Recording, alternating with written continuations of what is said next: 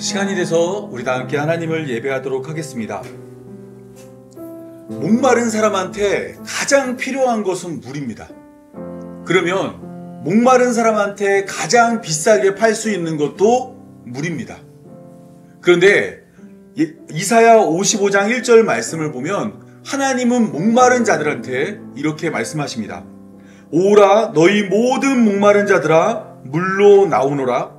돈 없는 자도 오라. 너희는 와서 사 먹되 돈 없이 값없이 와서 포도주와 젖을 사라. 하나님은 목말라 죽어가는 자에게 돈도 받지 않고 그들에게 마실 물을 허락하십니다. 이것을 이사야 55장 3절은 영원한 언약이며 다윗에게 허락한 확실한 은혜라고 이야기합니다. 은혜가 어떤 거죠? 값을 지불하지 않더라도 그냥 주시는 거예요. 그렇다면 생명이 없어서 죽을 수밖에 없는 우리에게 가장 중요하고 가장 필요한 것은 무엇일까요? 바로 생명입니다. 그런데 하나님은 우리에게 이 생명마저도 값없이 거저 주십니다. 오늘 이 은혜를 바라보며 이 은혜로 하나님께 나와 하나님을 예배하는 교회로 부름받은 성도가 되기를 바랍니다. 우리 다 함께 제가 기도함으로 오늘 예배 시작하겠습니다. 사랑과 은혜가 충만하신 하나님, 목마른 우리를 물가로 인도하여 주시니 감사합니다. 세상의 것들로 채울 수 없는 우리의 영혼을 십자가의 보혈로 채워주옵소서. 차고 넘치는 은혜처럼 차고 넘치는 생명으로 하나님 백성 되게 하여 주옵소서. 예배하는 이 시간 우리 가운데 함께하여 우리의 예배를 받아주시고 오직 홀로 영광 받아 주옵소서. 하늘에는 영광, 땅에는 은혜 충만한 시간 되게 하여 주옵소서. 우리 구주 예수님의 이름으로 기도합니다. 아멘. 우리 목마른 사슴 함께 찬양하겠습니다. 우리 가사를 생각하며 정말로 우리에게 필요한 것이 무엇이고 우리가 누구를 만나야 되는지 우리 함께 찬양을 통해 고백하며 나아가겠습니다. 목마른 사슴 시내 물을 찾아 헤매이듯이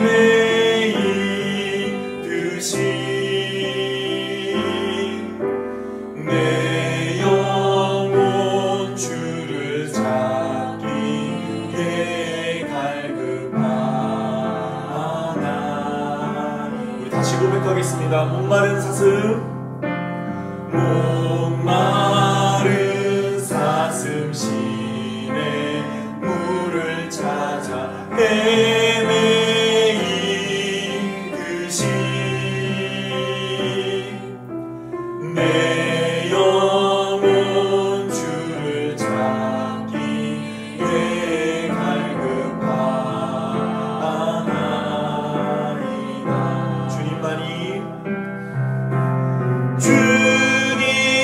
주님만이 나의 힘, 나의 방패, 나의 장소만,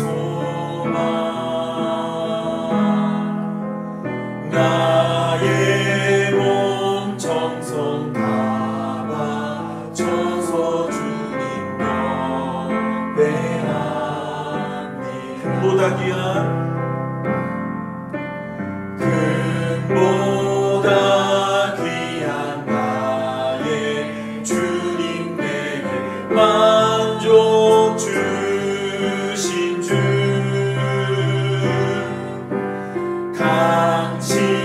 당신만이 나의 기쁨 또한 나의 장고백.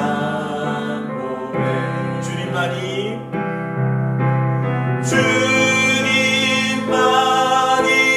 나의 힘, 나의 방패, 나의 장소만, 나의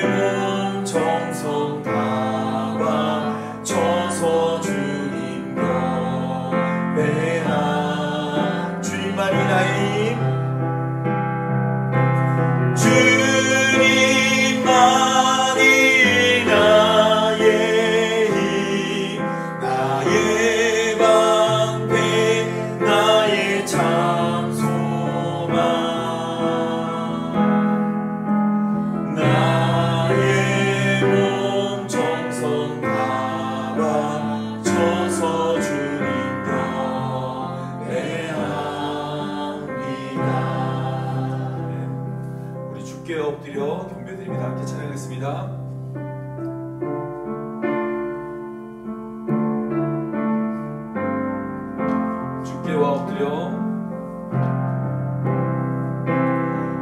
주께와 엎드려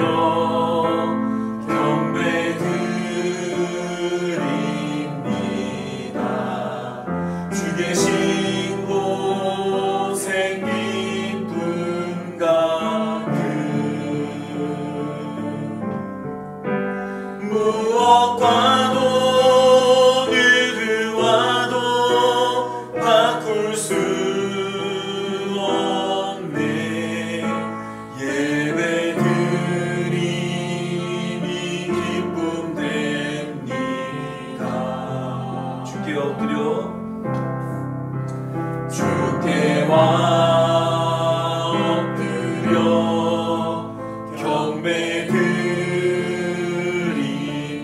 경배드립니다. 주 계신 곳엔 기쁨 가득 무엇과도 누구와도 바꿀 수 없네. 예배드림이 기쁨 됩니다. 여러분, 왜 예배가 기쁨이 되는지 아십니까? 우리가 오늘 이 자리에 나와서 하나님을 예배하는 이 시간이 기쁠 수도 있겠지만 사실 우리의 그 마음보다 하나님 입장에서 생각해 보시면 하나님이 간절히 소망하고 만나고 싶고 구원하고 싶고 사랑하고 싶은 우리들이 오늘 하나님을 예배하기 위해 이 자리 가운데 모였기 때문입니다. 하나님이 우리를 바라보시면서 그 사랑스러운 눈빛과 사랑하는 마음과 그 사랑하는 손길로 우리의 예배를 받으시고 우리와 함께 하시기를 원하십니다. 이러한 하나님의 마음을 기억하며 우리 다시 한번 우리 주께 엎드려 이 찬양으로 우리의 마음도 함께 고백하도록 하겠습니다. 주께 엎드려 경배드립니다. 주께와 엎드려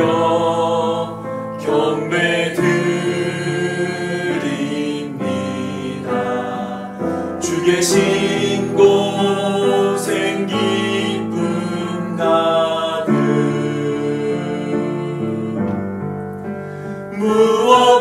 무엇과도 누구와도 바꿀 수 없네.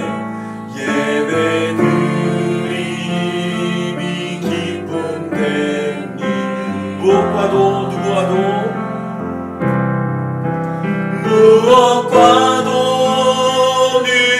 누구와도 바꿀 수 없네.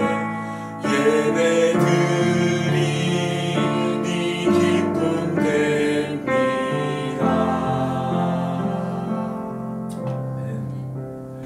네, 우리 교독문 41번, 우리 시편 97편, 우리 한 절 한 절 교독하도록 하겠습니다. 여호와께서 다스리시나니 땅은 즐거워하며 허다한 섬은 기뻐할지어다. 구름과 한강이 그를 둘렀고 의와 은평이 그의 보좌를 기초로다. 불이 그의 앞에서 나와 사방의 대적들을 불사르시는 도다. 그의 번개가 세계를 비추니 땅이 보고 떨었도다. 산들이 여호와 앞 곧 온 땅의 주 앞에서 밀랍같이 녹았도다. 하늘이 그의 의를 선포하니 모든 백성이 그의 영광을 보았도다. 조각한 신상을 섬기며 허무한 것으로 자랑하는 자는 다 수치를 당할 것이라. 너희 신들아 여호와께 경배할지어다. 여호와여, 시온이 주의 심판을 듣고 기뻐하며 유다의 딸들이 즐거워하였나이다. 여호와여, 주는 온 땅 위에 지존하시고 모든 신들보다 위에 계시니이다. 여호와를 사랑하는 너희여, 악을 미워하라. 그가 그의 성도의 영혼을 보존하사 악인의 손에서 건지시느니라. 의인을 위하여 빛을 뿌리고 마음이 정직한 자를 위하여 기쁨을 뿌리시는도다. 의인이여 너희는 여호와로 말미암아 기뻐하며 그의 거룩한 이름에 감사할지어다. 아멘. 우리 찬송가 540장 주의 음성을 내가 들으니 함께 찬양하겠습니다.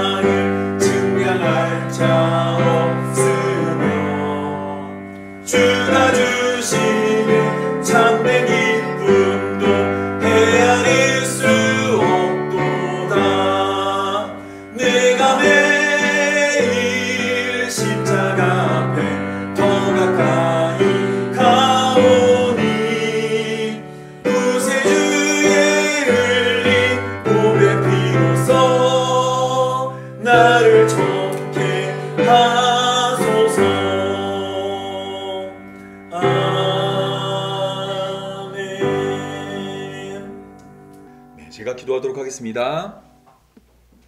자비로우신 하나님 아버지, 오늘도 우리의 공로나 행위가 아니라 오직 주의 은혜로 우리를 부르시고 예배의 자리로 세워주심을 감사합니다. 우리는 여전히 연약하고 불완전하지만 하나님은 이러한 우리를 십자가의 완전한 의뢰로 우리를 의롭게 하였습니다. 우리의 믿음마저도 하나님께서 주신 선물임을 고백합니다. 하나님, 이 시간 우리 안에 있는 자랑과 공로의 마음을 다 비워주시고 오직 주의 은혜만 기대어 서게 하여 주옵소서. 말씀을 들을 때 우리의 귀를 열어 복음의 능력과 십자가의 사랑을 다시 새기게 하시고 예배의 전 과정이 우리의 행위가 아니라 하나님의 은혜를 드러내는 예배가 되게 하여 주옵소서. 서로 사랑하라는 세 계명을 따라 서로 사랑으로 하나 되는 교회 되게 하시고 서로가 서로에게 기대어 하나님 나라를 누리는 성도의 삶이 되게 하여 주옵소서. 삶의 중요한 지점마다 하나님의 뜻이 하늘에서 이루어지는 것처럼 우리의 삶에도 하나님의 뜻이 이루어지게 하시고 오직 하나님만 바라는 교회 되게 하여 주옵소서. 이 모든 말씀 우리 구주 예수님의 이름으로 기도합니다. 아멘.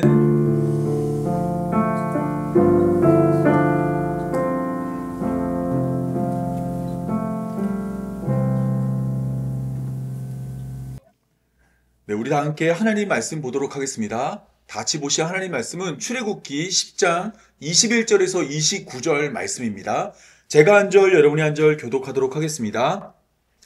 여호와께서 모세에게 이르시되 하늘을 향하여 내 손을 내밀어 애굽 땅 위에 흑암이 있게 하라. 곧 더듬을 만한 흑암이니라. 모세가 하늘을 향하여 손을 내밀매 캄캄한 흑암이 3일 동안 애굽 온 땅에 있어서 그동안은 사람들이 서로 볼 수 없으며 자기 처소에서 일어나는 자가 없으되 온 이스라엘 자손이 거주하는 곳에는 빛이 있더라.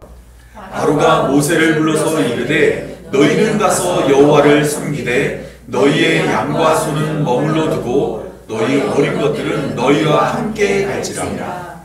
모세가 이르되 왕이라도 우리 하나님 여호와께 드릴 제사와 번제물을 우리에게 주어야 하겠고 우리의 가축도 우리와 함께 가고 한 마리도 남길 수 없으니 이는 우리가 그 중에서 가져다가 우리 하나님 여호와를 섬길 것이며 또 우리가 거기서 이르기까지 어떤 것으로 여호와를 섬기는지 알지 못함이니이다 하나.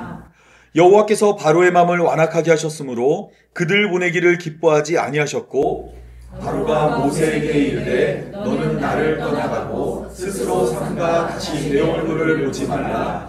내가 내 얼굴을 보는 날에는 죽으리라. 다 함께 읽겠습니다. 모세가 이르되 당신이 말씀하신 대로 내가 다시는 당신의 얼굴을 보지 아니하리이다. 아멘. 우리는 지금 10번째 재앙 가운데 9번째 재앙까지 왔습니다. 피계, 이파, 악독, 음의 흑까지 왔고 다음 재앙은 장자가 죽는 재앙까지 왔습니다. 오늘 우리가 함께 살펴볼 재앙은 9번째 재앙으로 애굽의 흑암이 3일 동안 임하는 재앙입니다. 10개의 재앙 중에서 하나를 선택해서 그 재앙을 당해야 된다면 여러분은 어떤 재앙을 당하고 싶나요?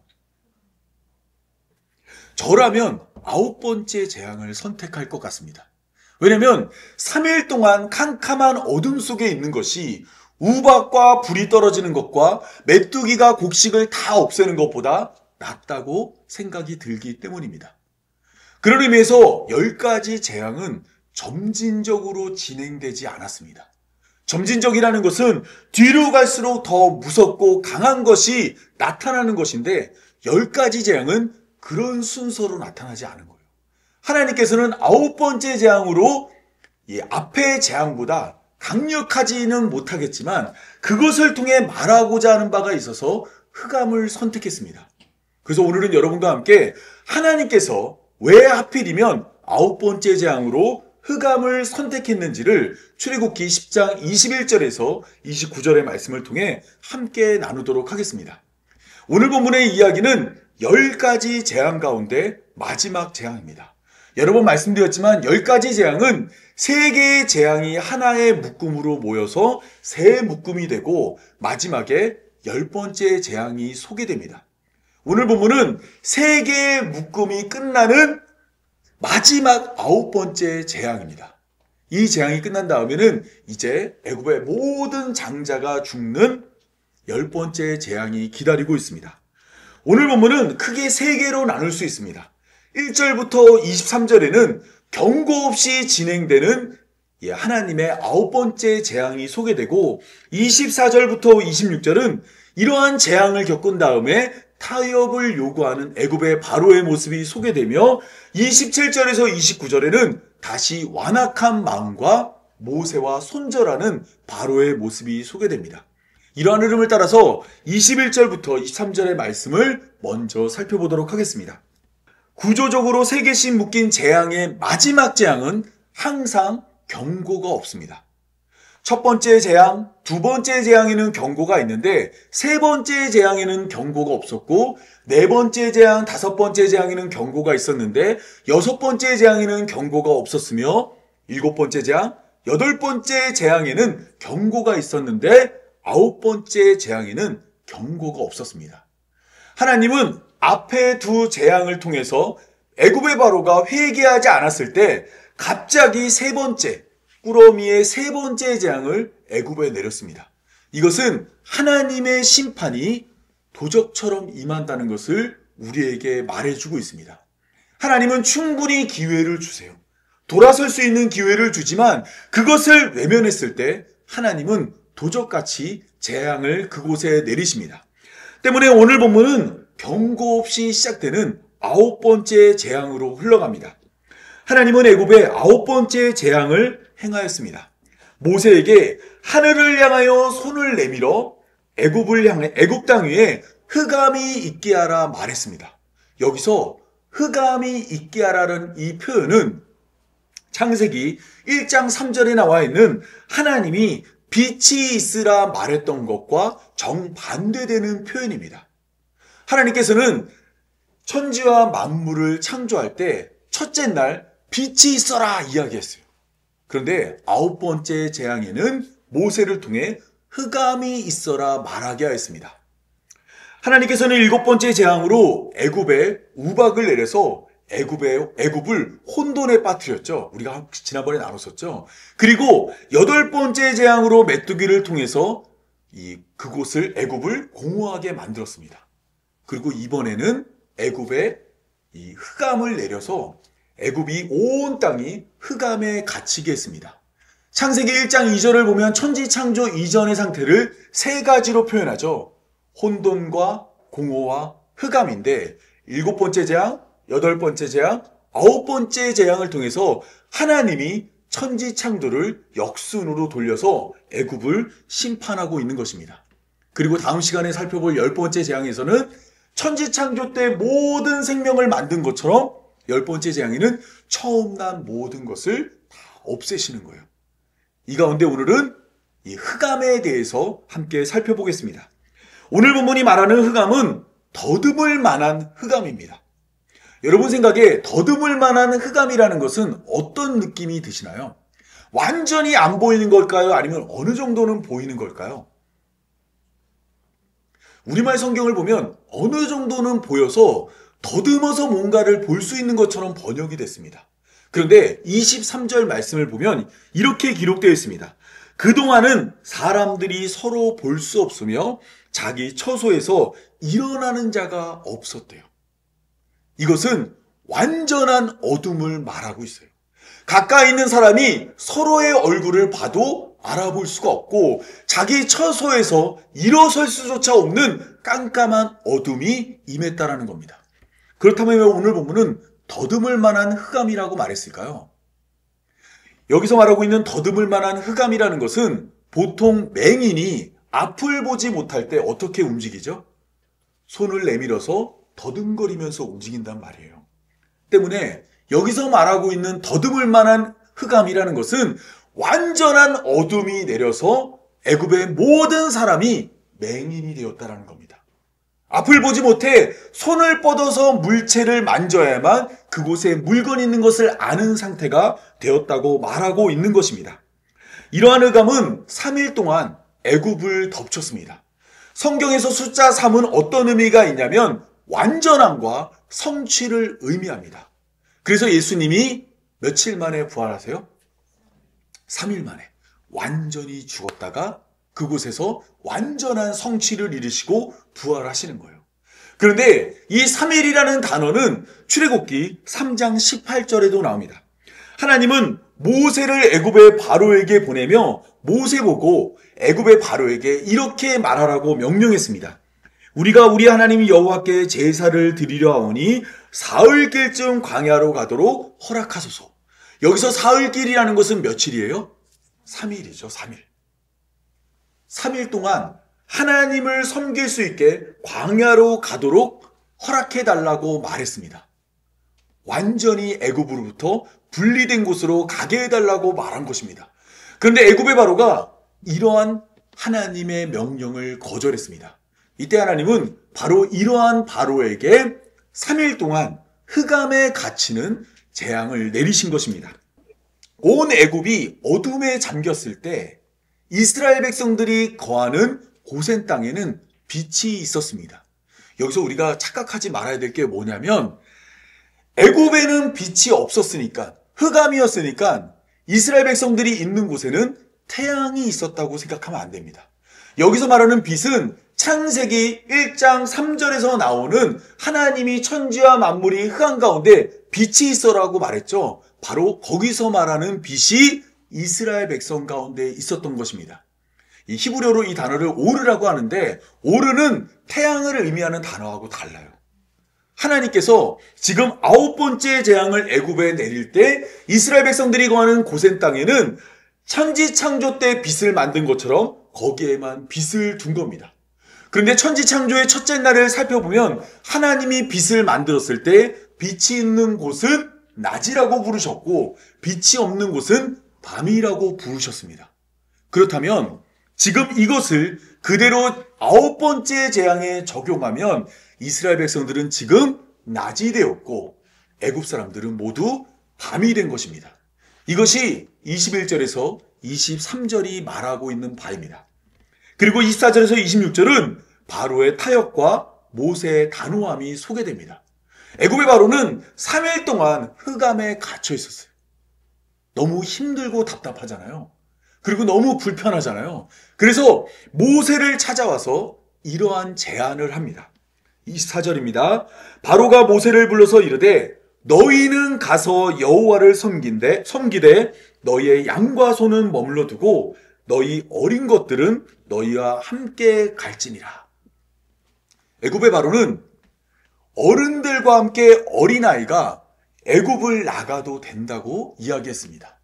그러나 이스라엘 백성들이 놓고 가야 될 것이 있는데 그것은 바로 무엇이냐면 양과 소입니다.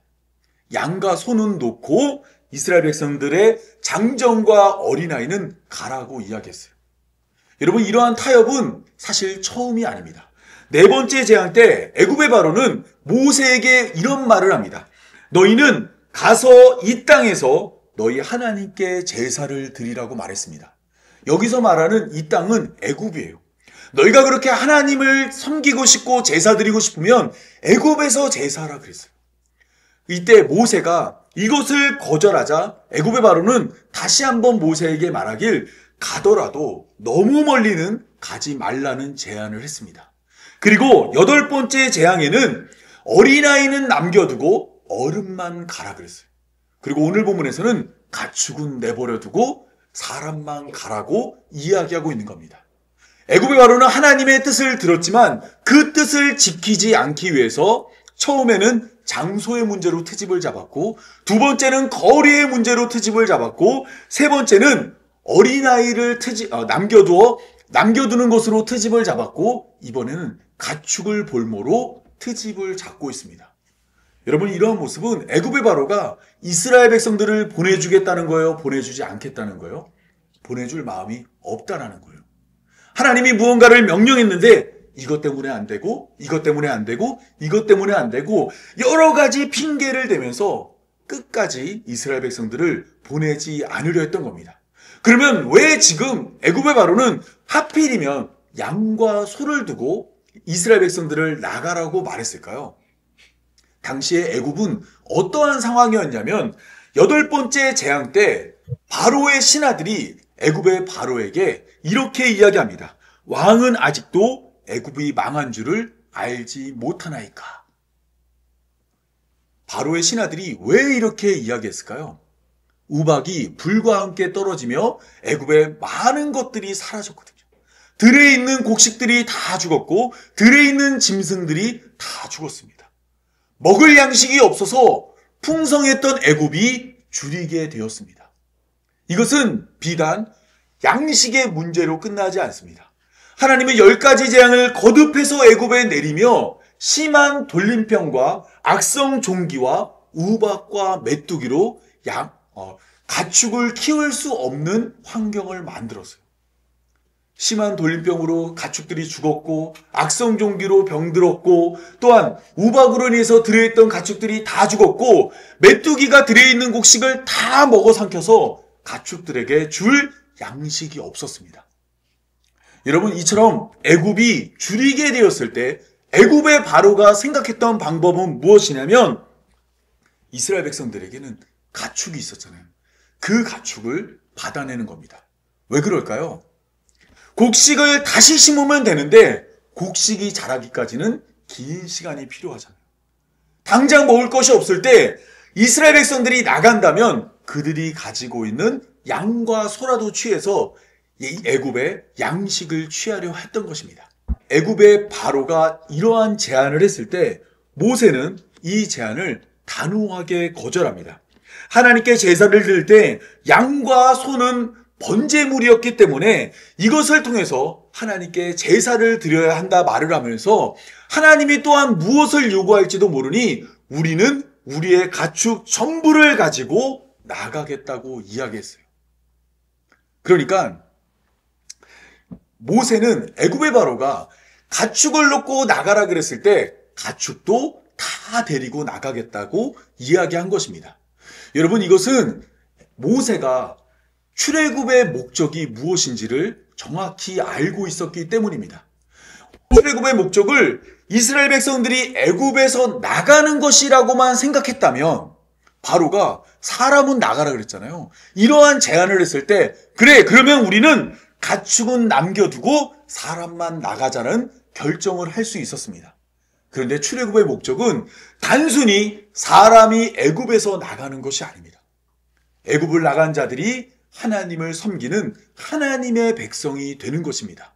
광야로 가서 하나님께 제사를 드리고 하나님을 예배하며 하나님을 섬기는 백성 되는 것이 출애굽의 목적이기 때문에 모세는 이러한 제안을 받아들일 수 없었습니다. 한번 생각해 보세요. 가축을 다 놓고 이스라엘 백성들이 광야로 나갔어요. 그런데 하나님께서 그들에게 제사를 요구했습니다. 하나님은 죄인과 함께 할 수 없기 때문에 그들의 죄를 덮어줄 다른 피조물이 필요했던 겁니다. 그런데 그들에게 바로 그러한 제물이 없다면 그들은 애굽을 나왔어도 하나님의 백성이 될 수 없었던 것입니다. 마찬가지로 신앙생활의 목표도 우리가 하나님의 은혜로 죄에서 자유를 얻어 하나님의 백성이 되는 것입니다. 그냥 교회에 나오고 기도하고 헌신하고 봉사하고 그리고 구원받는 것만이 우리가 하나님의 백성이 되는 어떠한 목적이 아니에요. 구원받는 것은 우리가 하나님의 뜻을 따라 살아가는 과정 중에 하나입니다. 우리는 하나님께 구원받음으로 그 구원받음을 감사해하며 하나님의 백성으로 하나님께 영광 돌리는 것이 바로 우리가 구원받은 이유와 목적이 되는 것입니다. 웨스트민스터 소요리 문답이라는 게 보면은 사람의 제일 되는 목적을 이렇게 소개합니다. 하나님을 영화롭게 하고 영원토록 그를 즐거워하는 것이 하나님의 백성으로 부름받은 성도의 본분이라는 거예요. 구원받는 것이 끝이 아니라 구원받는 것은 과정이에요. 그 구원을 통해서 하나님을 영화롭게 하고 하나님을 즐거워하는 것이 하나님의 백성으로 부름받은 우리가 해야 할 일인 것입니다. 따라서 우리는 구원받기 위해서 종일토록 수고하는 삶으로 우리의 삶을 몰아넣어서는 안 돼요. 구원받음에 감사해서 하나님께 영광을 돌리는 겁니다. 하나님과 사랑을 나누고 하나님께 찬양하며 하나님을 예배하는 겁니다. 그래서 여러분 잘 보시면 천주교 십자가에는 누가 달려있어요? 천주교 십자가에는 예수님이 달려있어요. 그들은 여전히 고통받는 예수님만 보고 있습니다. 근데 기독교 십자가에는 예수님이 달려있지 않습니다. 우리는 부활하신 예수님을 믿기 때문입니다. 따라서 우리가 교회로 부름받았다는 것은 구원이 목표가 아니에요. 구원받은 우리가 하나님의 백성이 돼서 하나님을 영화롭게 하고 영원토록 그를 즐거워하는 것입니다. 27절에서 29절의 말씀을 보면 바로가 완악함과 또한 모세를 손절하는 모습을 소개하고 있습니다. 27절의 말씀을 보면 여호와께서 바로의 마음을 완악하게 하셨으므로 그들 보내기를 기뻐하지 아니하였다고 말합니다. 여러분 말씀드렸지만 이 완악하다라는 표현은 이 첫 번째 재앙부터 아홉 번째 재앙까지 계속해서 나타나는데 주어가 계속 바뀝니다. 초반에는 완악하게 하는 주어가 바로예요. 바로가 스스로의 마음을 완악하게 만들었습니다. 그런데 10가지 재앙이 계속 진행되면서 어떨 때는 바로가 자신의 마음을 완악하게 했고 어떨 때는 하나님이 바로의 마음을 완악하게 했습니다. 그런데 후반부로 가면서는 계속해서 하나님이 바로의 마음을 완악하게 하십니다. 처음에는 바로가 스스로 구원에 이룰 수 없는 마음이라는 것을 확실히 보여주고 그 다음부터는 이 구원의 주체가 누구에게 있냐면 하나님께 있다는 것을 보여주기 위해서 하나님이 계속해서 바로의 마음을 완악하게 하신 것입니다. 하나님의 말씀을 깨달아 믿음으로 구원에 이르는 것은 사람의 의지적 결정이 아닙니다. 여러분 잘 보시면 많은 사람들이 내가 지금 결단해서 하나님을 믿고 내가 의롭게 살아서 하나님의 백성이 돼서 구원에 이른다고 생각하는 사람들이 사실은 정말로 많습니다. 그런데 구원이라는 것은 우리의 의지적 결정이 아닙니다. 예수님은 이 땅에 내려오셔서 많은 권능을 행했어요. 지금 하나님이 애굽의 10가지 재앙을 보여주는 것처럼 예수님은 이 땅에 내려와 많은 고을들에서 예수님의 능력을 보여주었습니다. 그런데 그 자들이 애굽의 바로처럼 예수님을 믿지 않았어요. 이때 예수님이 이와 같은 말씀을 하십니다. 그때 예수께서 대답하여 이르되 천지의 주제이신 아버지여 이것을 지혜롭고 슬기 있는 자들에게는 숨기시고 어린아이들에게는 나타내심을 감사하나이다. 옳소이다. 이렇게 된 것이 아버지의 뜻이니이다.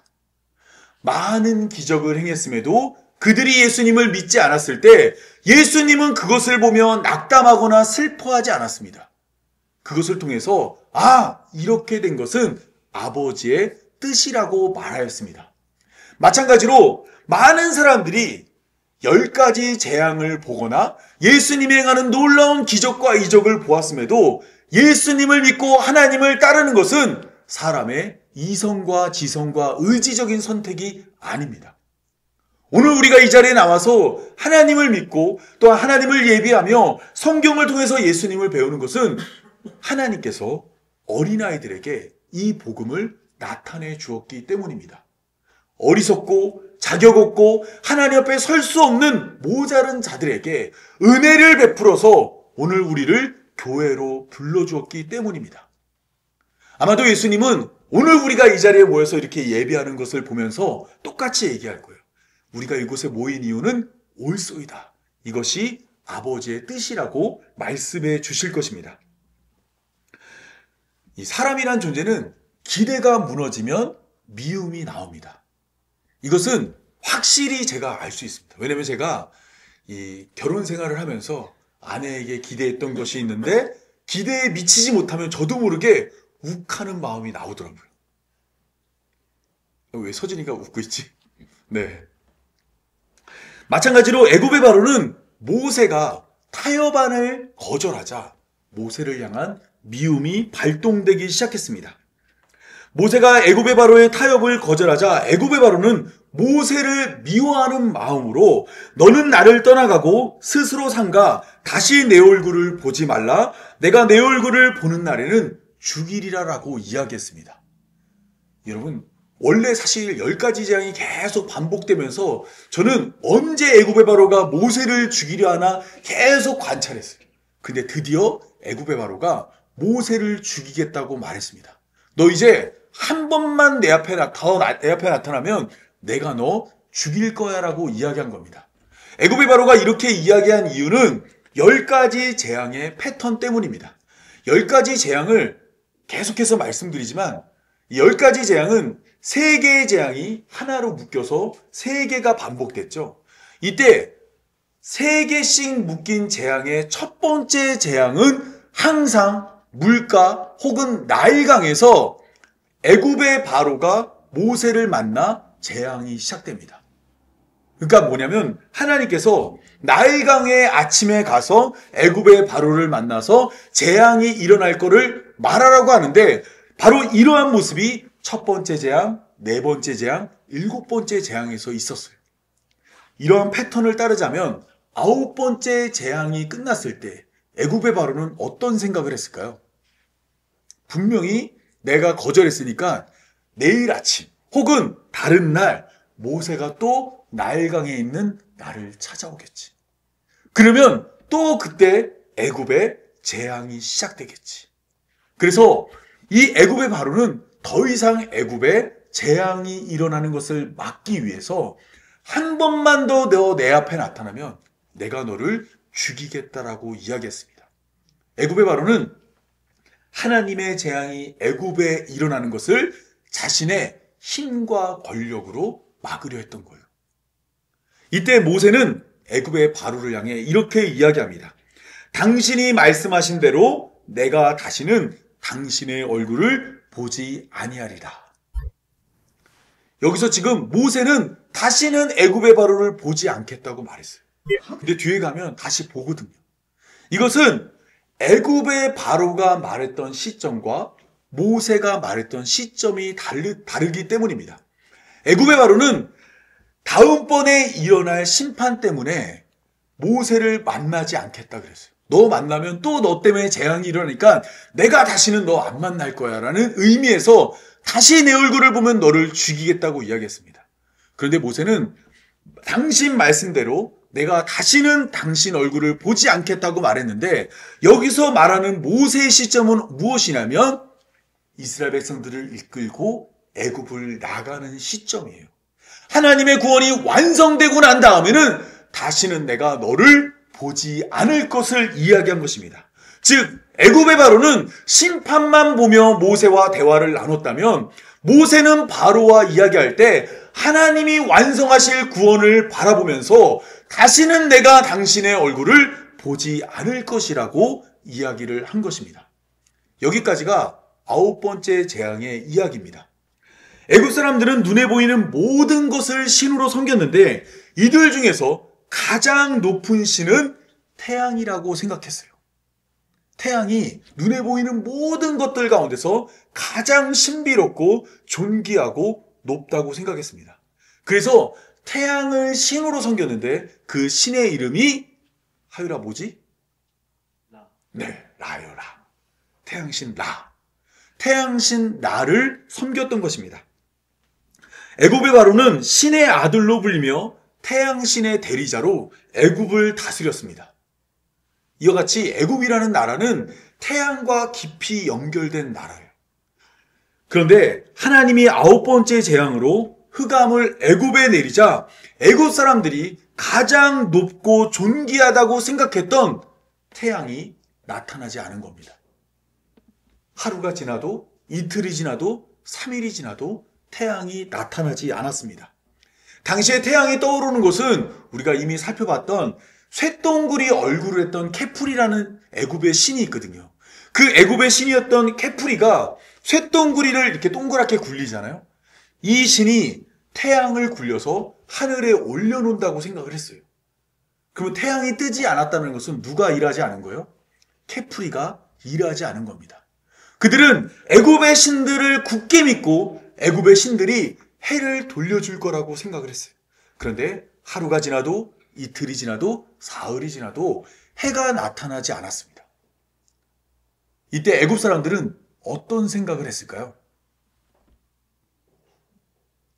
우리가 섬기고 있는 애굽의 신들은 결국 가짜구나. 이것은 아무것도 아니구나. 혹은 우리가 이처럼 어렵고 괴롭고 불편한 가운데 있는데 우리의 신들은 우리를 돌보지 않는구나. 우리를 찾아오지 않는구나. 우리의 흑암을 비춰주지 않는구나라고 좌절했을 것입니다.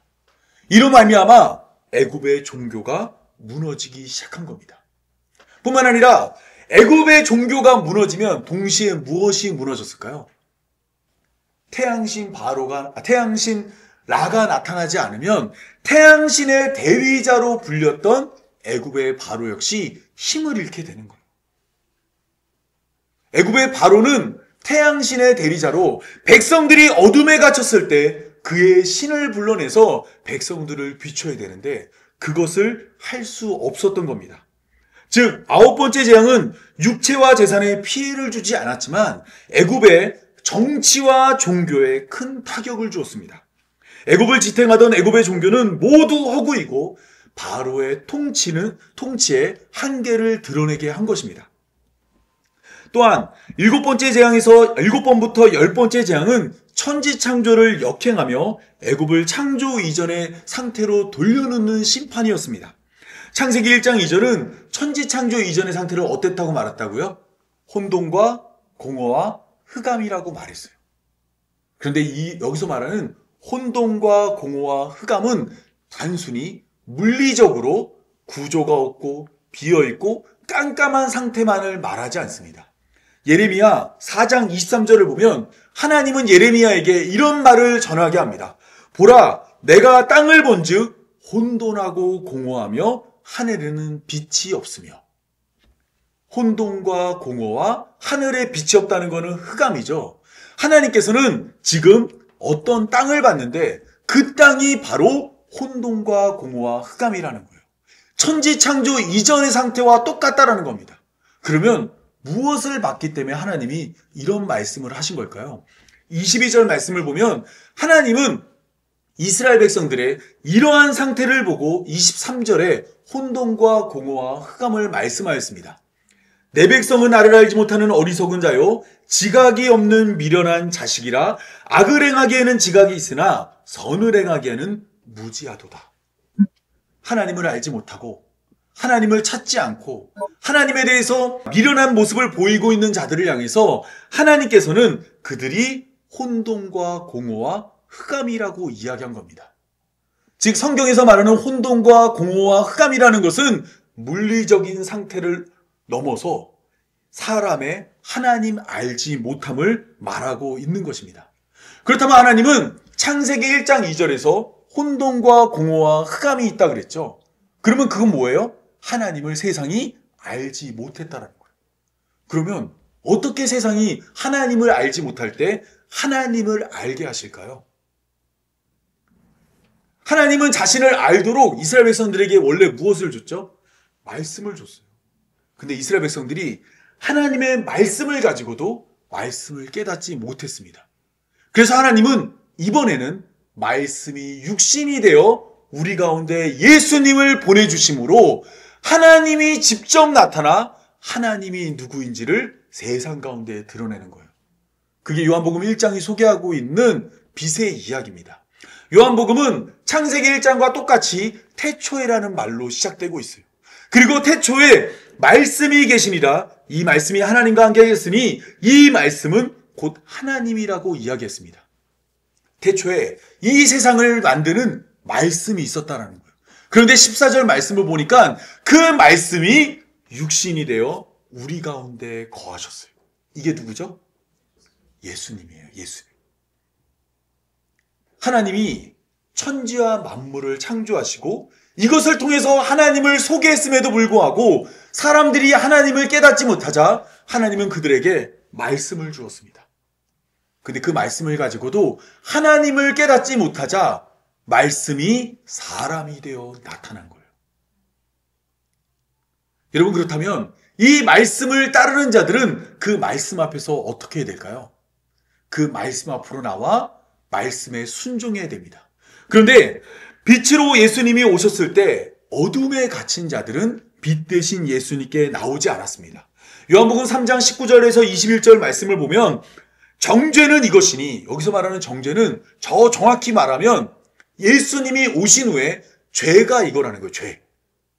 죄는 이거라는 거예요. 이전에는 율법을 어기는 게 죄였잖아요. 말씀을 어기는 게 죄였잖아요. 근데 말씀이 육신이 돼서 예수님이 오신 다음에는 이제부터 죄가 이거라는 거예요. 죄는 이것이니 곧 빛이 세상에 왔으되 사람들이 자기 행위가 악함으로 빛보다 어둠을 더 사랑한 것이라. 악을 행하는 자마다 빛을 미워하여 빛으로 오지 않으니 이는 그 행위가 드러날까 하며, 진리를 따르는 자는 빛으로 오나니 이는 그의 행위가 하나님 안에서 행한 것임을 나타내려 함이니라. 예수님이 오신 후에 죄라는 것은 무엇이냐면요, 빛 대신 예수님께 나오지 않는 겁니다. 반대로 예수님이 이 땅에 오셨을 때, 빛 대신 예수님이 오셨을 때 선은 무엇이냐면 예수님 앞에 나오는 것입니다. 이것을 잘 보여주는 사건이 우리가 여러 번 나눴었죠. 요한복음 8장에 나오는 간음한 여자 이야기입니다. 당시의 종교 지도자들은 한 여자를 잡아왔어요. 이 여자는 행음 중에 잡혔어요. 행음을 하다가 잡혀서 왔는데 당시 종교 지도자들이 이렇게 말합니다. 이러한 자는 율법에 의하면 돌에 맞아 죽어야 한다는 거예요. 그래서 많은 사람들이 돌을 들고 이 여자를 죽이려 했습니다.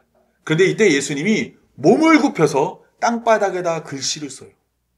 예수님이 어떤 내용을 썼는지는 알 수 없습니다. 그런데 전에 말씀드렸던 것처럼 성경에서 하나님이 글씨를 쓰면 어떤 일이 일어난다고요? 사람들의 죄가 폭로된다 그랬죠. 그래서 십계명 돌판에다 글을 썼더니 그 밑에 금송아지 섬기던 사람들의 죄가 폭로되고, 또한 다니엘서에도 메네메네 데길 우바르시는 하나님의 손가락에 글을 쓰니까 그 왕의 죄가 폭로된 것처럼 예수님도 바닥에다 글씨를 썼습니다. 그러자 그 가늠한 여자를 향해 돌을 들고 던지려고 했던 사람들의 죄가 다 폭로되었어요. 그랬더니 9절에 이런 말씀이 기록되어져 있습니다. 그들이 이 말씀을 듣고 양심의 가책을 껴 어른으로 시작하여 젊은이까지 하나씩 나가고 오직 예수와 그 가운데 섰는 여자만 남았더라. 빛 대신 예수님이 그들의 어둠을 비췄어요. 그들의 죄를 바닥에 써서 다 드러냈어요. 근데 사람들이 자기 죄가 드러날까 봐 예수님을 떠나버리는 겁니다. 그게 뭐예요? 밤이에요, 밤. 빛이 어둠을 비췄는데 자기 죄가 드러날까 봐 도망가는 겁니다. 그런데 딱 한 명만 도망가지 않았어요. 누가 도망가지 않았죠? 왜 안 도망갔을까요, 이 여자는? 이미 죄인임이 확실하게 드러났기 때문에. 이 여자는 모든 사람들 앞에서 죄인임이 분명했거든요. 그러자 예수님은 그녀를 향해 말합니다. 나도 너를 정죄하지 않는다. 그러면서 12절에서 이런 말씀을 하십니다. 나는 세상의 빛이니 나를 따른 자는 어둠에 다니지 아니하고 생명의 빛을 얻으리라. 성경에서 말하는 빛이 되는 방법은 우리의 의로운 행동이나 선한 행동이 아닙니다. 우리의 죄를 가지고 빛 대신 예수님 앞에 나아가서 우리의 허물이 드러나고 죄가 드러나고 악이 드러날 때 그제서야 빛이 되는 겁니다. 우리가 죄가 드러나는 것이 무서워서 예수님으로부터 멀어지는 순간 우리는 그때부터 뭐예요? 밤이 되고 어둠이 되는 거예요. 우리는 계속해서 우리의 죄를 가지고 예수님께 나가야 됩니다. 그럴 때 비로소 우리는 낮이 될 수 있는 거예요. 혹시 성경에서 여러분은 예수님을 만나서 장애를 입은 사람을 알고 계십니까? 성경을 읽다 보면 예수님을 만나면 누구든지 병이 낫고 문제가 해결됐잖아요. 근데 딱 한 명만 예수님을 만나서 이 장애를 얻게 됩니다. 혹시 여러분은 그 사람이 누군지 알 수 있을까요? 맞습니다. 바울이에요, 바울. 예수님은 다메섹 도상에서 바울에게 나타났어요. 그랬더니 바울이 그의 눈이 벌어서 앞을 보지 못하게 되었습니다. 이때 며칠 동안 앞을 보지 못하게 되었을까요? 3일 동안 앞을 보지 못하게 되었어요. 이때 하나님이 아나니아를 보내서 바울에게 기도를 해주자 눈에서 비늘 같은 것이 벗겨졌습니다. 그제서야 바울이 아는 거예요. 이전까지 교회를 박해하고 내 행위와 열심을 통해 구원에 이를 수 있다고 생각했던 나의 신앙과 믿음이 사실은 앞을 보지 못하는 맹인의 상태였음을 알게 된 겁니다. 자신은 눈을 뜨고 하나님을 열심히 섬긴다고 생각했는데 예수님을 만나니까 자신이 어둠이라는 것을 알게 된 거예요. 그리고 기도를 통해서 눈에서 비늘 같은 것이 벗겨졌을 때 바울은 고린도후서 4장 6절에서 이런 말씀을 합니다. 우리 함께 다 같이 한번 읽어볼까요? 다 같이 고린도후서 4장 6절입니다. 어두운 데에 빛이 빛이라 말씀하셨던 그 하나님께서 예수 그리스도의 얼굴에 있는 하나님의 영광을 아는 빛을 우리 마음에 비추셨느니라. 여러분, 천지창조 때 하나님이 빛이 있어라 말씀하셨죠? 그게 어떤 의미라는 거예요? 예수 그리스도의 얼굴에 있는 하나님의 영광을 아는 빛. 하나님을 알지 못해서 흑암이었잖아요. 근데 하나님이 빛을 만들어서 사람들로 하여금 하나님을 알게 하였는데 바로 이것이 바울이 이것을 통해서 예수님을 믿게 되었고 또한 고린도 교회가 이와 같이 흑암 가운데서 하나님을 알게 되었다 말한 것입니다. 따라서 성경이 말하는 흑암은 단순히 물리적인 흑암이 아닙니다. 하나님을 알지 못하는 것이 바로 흑암인 것입니다. 그렇다면 우리가 가는 천국은 어떤 곳일까요? 우리가 살고 있는 이 땅은 하나님이 빛을 만들었음에도 낮과 밤이 있었죠. 그러면 우리가 가게 될 새하늘과 새 땅은 어떤 곳이죠? 밤이 있어요, 없어요? 밤이 없죠. 왜 밤이 없을까요? 요한계시록 21장 23절에서 25절입니다. 그 성은 해나 달의 비침이 쓸데없으니 이는 하나님의 영광이 비치고 어린 양이 그 등불이 되심이라. 만국이 그 빛 가운데로 다니고 땅의 왕들이 자기 영광을 가지고 그리로 들어가리라. 낮의 성문을 도무지 닫지 아니하니니 거기에는 밤이 없으리라. 새하늘과 새 땅에는 밤이 없습니다. 밤이 없다는 거는 거기에 뭐가 없다는 거예요? 흑암이 없다는 거고, 깨닫지 못한 자는 그곳에 갈 수 없다는 거예요. 하나님 나라에는 하나님을 깨닫지 못한 사람은 단 한 명도 갈 수가 없는 겁니다. 하나님이 예수 그리스도의 은혜로 말미암아 우리를 구원함을 모르는 자는 단 한 명도 그곳에 갈 수 없어요. 왜 그곳에 갈 수 없을까요? 그곳에서 하나님의 뜻을 따라 서로 사랑할 수 없기 때문입니다.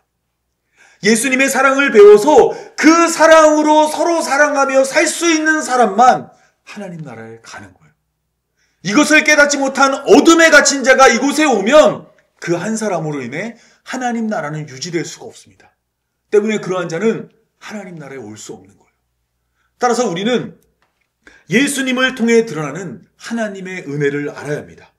예수님은 높고 높은 보좌를 떠나 하늘 영광 버리고 이 땅에 내려오셨습니다. 사람들이 자격 없다 말하는 세리와 죄인의 친구가 되어주었습니다. 행음 중 잡혀온 여자에게는 나도 너를 정죄하지 않는다 말했고, 베드로가 3번이나 예수님을 부인했음에도 다시 그를 찾아와서 내 양을 먹이라 말했으며, 점도 없고 흠도 없는 예수님이 우리의 죄를 대신하여 십자가에 달려 죽으셨습니다. 여러분, 우리가 원하거나 바라거나 또한 하나님께 간구하거나 이러지 않았음에도 날마다 태양이 떠오르는 것처럼 예수님이라는 밝은 빛이 날마다 우리를 찾아오셔서 우리를 교회되게 하셨습니다. 하나님 나라는 이것을 깨달은 자만 들어갈 수 있습니다. 짙은 어둠 가운데 길을 찾지 못해 더듬거리는 우리에게 밝은 빛으로 찾아온 하나님을 의지할 때만 하나님 나라에 이룰 수 있습니다. 우리의 어둠을 밝은 빛으로 드러내는 예수님 앞에 예수님의 손을 잡고 하나님의 백성이 된 자만 하나님 나라에 이룰 수 있는 겁니다. 계속해서 캄캄한 어둠 속에서 길을 찾는 자는 못 찾아요. 밝은 빛으로 예수님 손잡고 그곳에 가는 자만 하나님 나라에 들어갈 수 있는 것입니다. 이제 말씀을 맺겠습니다. 애굽의 바로는 계속되는 재앙을 통해 하나님의 능력을 보았음에도 하나님을 깨닫지 못하는 맹인이었습니다. 여러분, 너무하지 않나요? 9번의 재앙에도 불구하고 어떻게 이렇게 믿지 않을 수가 있을까요? 어떻게 이렇게 하나님 뜻을 따르지 않을 수가 있을까요? 너무하지 않나요?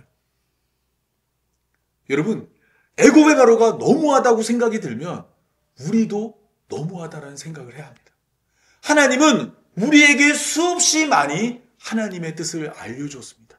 또한 우리와 만나기를 원하고 우리와 교제하기 원하며 하나님의 뜻으로 우리를 너무 많이 불러주었습니다. 그것을 우리는 9번만 아니라 수백 번, 수천 번 외면했던 자들입니다. 어찌 보면 우리도 똑같이 맹인이고 똑같이 바로와 같이 심판에 이를 수밖에 없는 죄인입니다. 그런데 하나님께서 이러한 우리에게 고센 땅에 밝은 빛을 비춰준 것처럼 예수님이라는 빛을 비춰주셨어요. 그리고 흑암 속에 있던 우리들을 예수님을 아는 자로 만들어줬고 하나님의 말씀 안으로 불러주었습니다. 여러분, 이러한 하나님의 뜻을 따라 우리는 성경에서 예수님을 배워 믿음으로 다시 오실 예수님을 기다리는 성도의 삶을 사는 여러분이 되었으면 좋겠습니다. 우리에게는 예수 그리스도라는 밝은 빛이 있습니다. 하나님께서 어둠을 비치기 위해 예수님을 우리에게 보내주었고 성경을 통해 예수님을 계시하셨으며 우리로 하여금 예수님을 보고 믿게 하였습니다. 이러한 하나님의 은혜를 따라서 날마다 성경에서 예수님을 배우고 또한 더욱 예수님을 따라 서로 사랑하며 다시 오실 하나님 나라를 기대하는 성도 여러분이 되었으면 좋겠습니다. 제가 기도함으로 오늘 말씀 맺겠습니다. 밝은 빛으로 우리를 비추는 하나님, 심판으로 끝나지 않고 새 시작을 주시는 하나님을 찬양합니다. 홍해의 길을 여시고 이스라엘을 살려주시는 하나님, 우리의 삶도 새 길을 열어주옵소서. 예수님의 십자가와 부활로 죽음이 끝이 아니라 생명이 시작되었듯 우리의 믿음도 새롭게 하시고 하나님 나라를 소망하는 성도 되게 하여 주옵소서. 언젠가 밤이 없는 하나님 나라가 우리를 기다리고 있음을 믿습니다. 그 나라 갈 때까지 밝은 빛 안에서 예수님을 더 배우며 서로 사랑하는 성도의 삶이 되게 하여 주옵소서. 이 모든 말씀 우리 구주 예수님의 이름으로 기도합니다. 아멘. 우리를 구원하신 그 하나님을 찬양하길 원합니다. 우리 찬송가 288장 예수를 나의 구주 삼고 함께 찬양하겠습니다.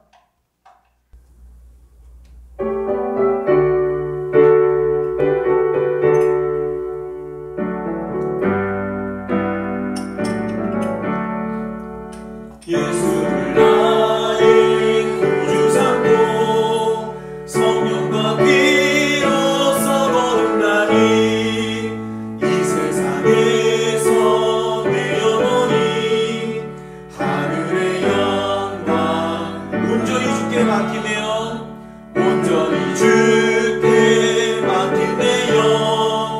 사랑의 음성을 듣는 중에 천사들 왕래하는 것과 하늘의 영광 보리로다. 이것이 나의 간증이요 이것이 나의 찬송일세. 나 사는 동안 끊임없이 구주를 찬송하리로다. 주 안에 기쁨 누림으로 마음의 풍랑이 잔잔하니 세상과 나는 각 못 없고 구속한 주만 보리로다. 이것이 나의 간증이요 이것이 나의 찬송일세. 나 사는 동안 끊임없이 구주를 찬송하리로다. 아멘. 네, 제가 축도함으로 오늘 예배 마치겠습니다. 주 예수 그리스도의 은혜와 하나님의 사랑과 성령의 인도하심이 다시 오실 예수님을 믿음으로 기다리는 모든 성도들과 영원토록 함께하길 간절히 축원하옵나이다. 아멘.